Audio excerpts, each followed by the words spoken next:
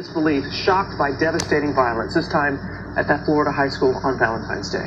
This image, one that has become all too familiar. Students evacuating with their hands up. The suspect in that deadly shooting is now in custody. New images this morning showing him being taken to jail. George is outside that school. Good morning to you, George.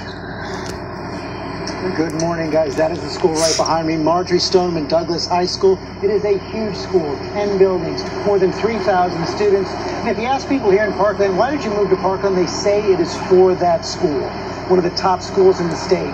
Parkland consistently voted one of the safest communities in America until today. Here's what we know at this hour. At least 17 people have been killed, students and adults. At least 15 injured, and the shooter, 19-year-old Nicholas Cruz, is in custody. This is the 18th school shooting already this year, February. Our full team is here this morning. We're going to hear from students inside that school and the heroes who helped save the lives. I want to start with Victor Akendo here. He's covered South Florida for many years. This community hits so hard. George, South Florida's never seen anything quite like this before. Marjory Stoneman Douglas High School will be closed for the rest of the week after just an unimaginable day. We want to warn you, some of these images might be disturbing. At 2 in the afternoon, gunshots ring out in this South Florida high school. Terrified students. At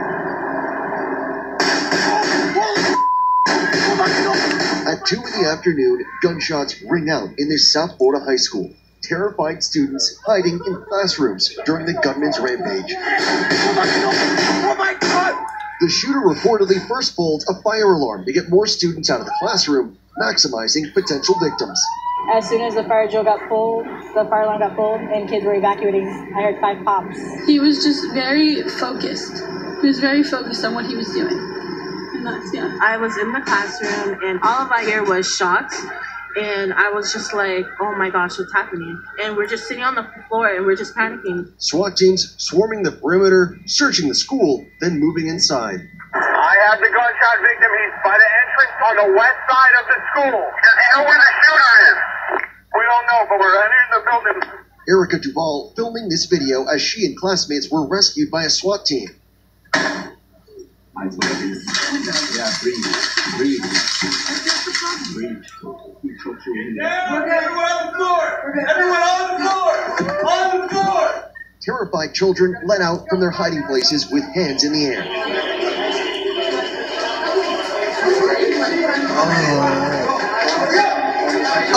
Students in this classroom waiting in horror for help to arrive. Put your phones away. Put your phones away. Another SWAT team enters this auditorium. Run for the auditorium. Get everybody down.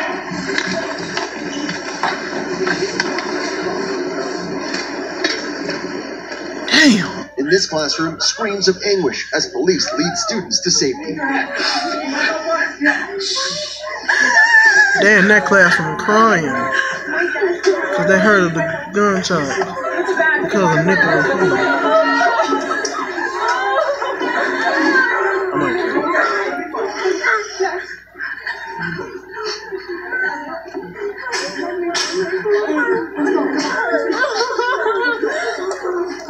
Logan Clark was shot in the chest by a high school police officer in Reno.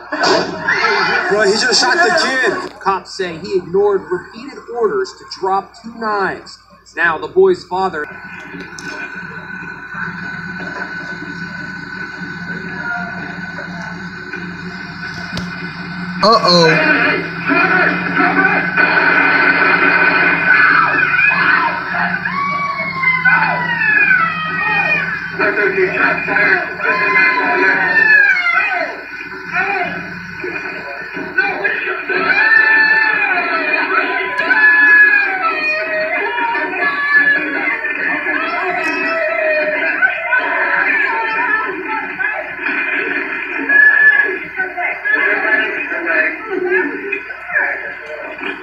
Classmates critically wounded by a school officer. ABC's Matt Gutman reports tonight there are growing questions. Did the officer have any other options? Tonight, as Reno police investigate a school resource officer's shooting of this knife-wielding teen. Bro, he just shot the kid.